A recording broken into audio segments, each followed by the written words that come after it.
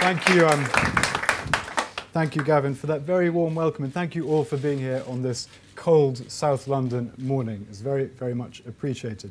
So I'm here today because I'm standing for Mayor, and I'm standing because I want London to be even greater for the people who live here and the people who work here. And I want to tell you this morning why I am the best person for that job.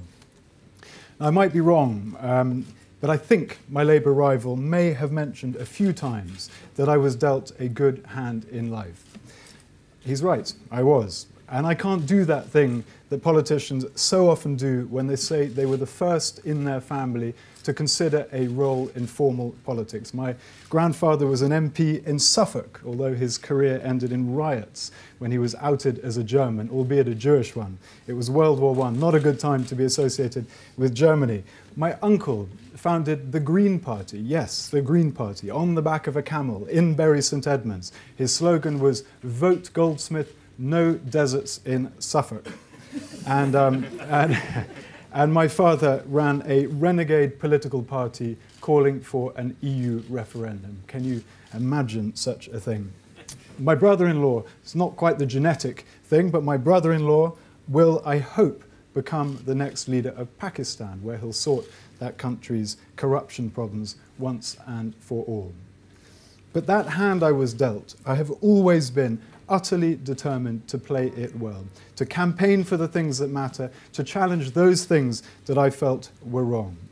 And that is what real politics is about. And I've been involved in real politics far longer than I've been a politician. I took on a down-and-out magazine and I turned it into a campaigning force, fighting against corporate corruption, fighting for consumers and the environment. I stood as an MP because I didn't want to just shout about things from the sidelines. I wanted to fix them. And I can't exaggerate the sense of gratitude I felt when I was backed by my own community against the odds to represent them in Parliament. Now, in Parliament, I've led campaigns on big issues like reforming the way we do politics, making MPs more accountable, and the environment. But I'm most proud of delivering for my own community, securing funds for Kew Gardens, keeping the use of Richmond Park free, stopping valuable playing fields being sold off, and yes, fighting off Heathrow expansion. And I have to tell you, I was amazed when my Labour rival attacked me for wielding too much influence on that decision. I think he made my case for me. It is the job of an MP, and it's certainly the job of a mayor, to wield influence and deliver for the people that we represent. Now, I've never seen being an MP as a springboard for something bigger. I knowingly gave up any chance of promotion to government, as Gavin will testify, by voting always with my conscience, even where that set me against my own party, even where it meant that I couldn't be promoted to government. And again, my Labour rival thinks lack of promotion in politics is a sign of underachievement.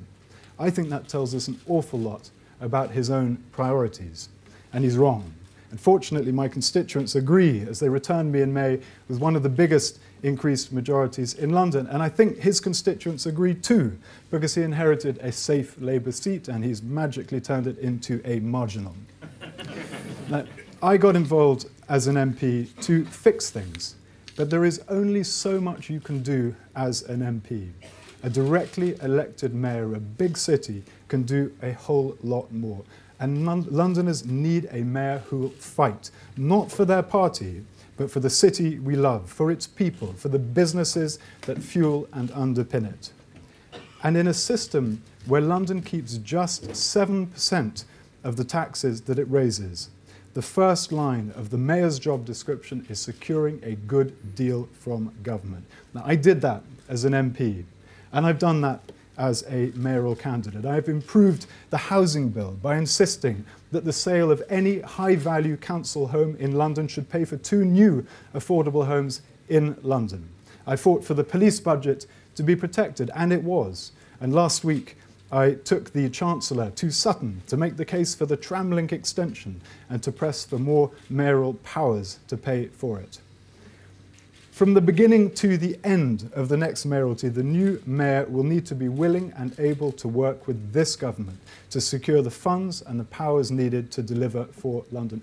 That is non-negotiable, but it is also a clear deal breaker for my Labour rival.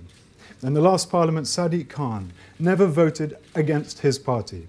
He has no record of working with other parties. He has no interest in fixing problems. Take housing. Now, he said that housing is the most important issue in this election, and it is, of course it is. But how many times has he spoken to ministers about improving the housing bill that is currently making its way through Parliament as we speak? Not once. Not once. So how would the mayor of a city that depends on government deliver for people of that city if he is not even willing to talk to government? That is the choice at this election. Now, we already know what can be achieved when you have an independent mayor who is willing and able to work with government. And I'm proud of Boris Johnson's record. Elected 8 years ago in the depths of recession, he managed to inspire confidence in our great city. He put London right back on the map. Today, there are record numbers in work. Tube delays are down by a third. Our streets are safer, and beneath those streets, Crossrail, on time and on budget. Boris is a force of nature, a fantastic mayor, and I'm absolutely delighted that he's not running again. In the last 8 years, London has undoubtedly prospered, but we also know, and we must acknowledge, that that success has come at a cost. Too many Londoners today have been priced out of their own city. There are too many young people still living in their childhood bedrooms, trapped by London's escalating house prices. Families spending more time commuting than they do with each other. Too many lives brought short every year as a consequence of air pollution. But London isn't a problem to be solved. It is a promise to be delivered. And I want to be the mayor who delivers on that promise. So today, I'm launching my action plan for London. More homes, better transport, cleaner air, safer streets. This is what I will deliver if I'm elected in May. All paid for without increasing the mayoral council tax. Real action to build a greater London. The absolute first priority is fixing London's housing crisis so that people can actually afford to live in their own city. By 2030, London's population will be around 10 million people. That requires us to build a new city, roughly the size of Birmingham. And we have all the ingredients, the finance, the political will, the vast tracts of publicly owned brownfield land. We can deliver a hugely ambitious housing programme, homes Londoners can afford, built beautifully to enhance existing communities and without compromising our green spaces.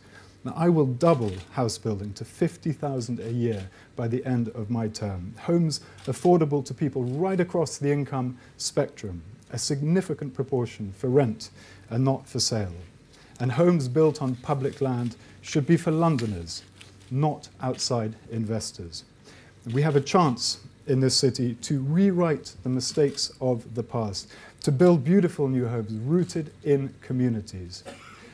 And where there is community consent, I will regenerate dilapidated estates, ensuring that no one is worse off, no one is required to move, everyone has a better home at the same price. Second, I'll improve the capacity and reliability of our transport system so that Londoners can get around, so that businesses can grow, and so that we can unlock the land we will need to build the homes that we need. Now, Crossrail opens next year, on time, on budget, but there is so much more we need to do to keep our city moving. We need a green light for Crossrail 2. We need to upgrade and grow the rail network. We need to bring suburban rail services under mayoral control so they're more like the overground. We need a night tube, and we need to protect the Freedom Pass that is so important to older citizens of London. And third, I will protect and enhance London's living environment. It is completely unacceptable that today 10,000 people die prematurely as a result of air pollution each and every year. I'll clean up our air with tougher rules on HGVs and by backing safer cycling and cleaner vehicles. We have 3,000 parks in London, hundreds of thousands of gardens, a magnificent green belt, commons and woodlands in every borough. I will protect those natural riches, building on brownfield sites and not the green belt. And I'll create more green space and clean up our parks so that they're safe for families to enjoy. Fourth, I will not hesitate to act to keep our city safe. Crime has fallen, but there has been a spike. Violent crime is on the rise again, and every single death from knife crime is a human tragedy. Anxiety about the threat of terrorism has soared because the actual threat of terrorism has never been more acute. As mayor, I'll put more police on public transport at night. I'll give the police the tools they need to keep us safe. I'll give the police my backing as they put their own lives on the line. I'll support the Met's plan to double the number of armed officers on patrol. I'll protect their budget, as I already have, and I will invest in prevention and early intervention, drawing on the inspiring work of grassroots organisations I've been meeting throughout the capital.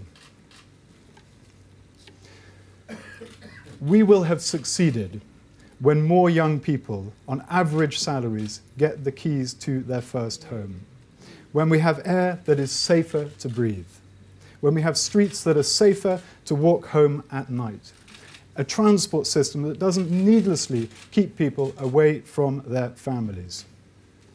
And this year, London faces big challenges, big choices, and I'm going to be honest about those choices. I won't ever promise what I know I cannot deliver.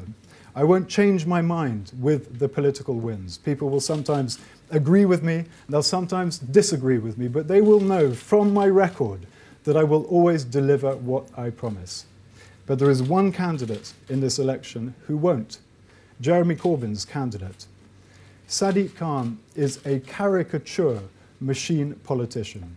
He is the sort of politician who justifies people's mistrust in politics, passionately pro-Heathrow in government, anti-Heathrow expansion for this election, pro-business for city bosses, Corbyn's man for the union bosses. He says he'll put London first, but he never goes against his own party. He makes fair promises that even his own supporters will tell us he cannot possibly keep. We know the unions and Corbyn's momentum are working around the clock to get Sadiq Khan elected, and we know what will happen if they do. Greater London as an experiment for Corbyn's radical policies. 4 years of incompetence and infighting, all played out in City Hall. 4 years of inaction on housing, transport, pollution, crime. London needs a mayor who can get things done, who can work with government, who puts people first. And in the months ahead, I will fight this campaign with everything I've got. Because we have a chance now to build a greener, a more affordable, a more human London, a London that is rooted in people and places, in parks and gardens, in high streets and neighbourhoods. London is already the greatest city on earth, but with your help, we can make it greater still. Thank you very much indeed.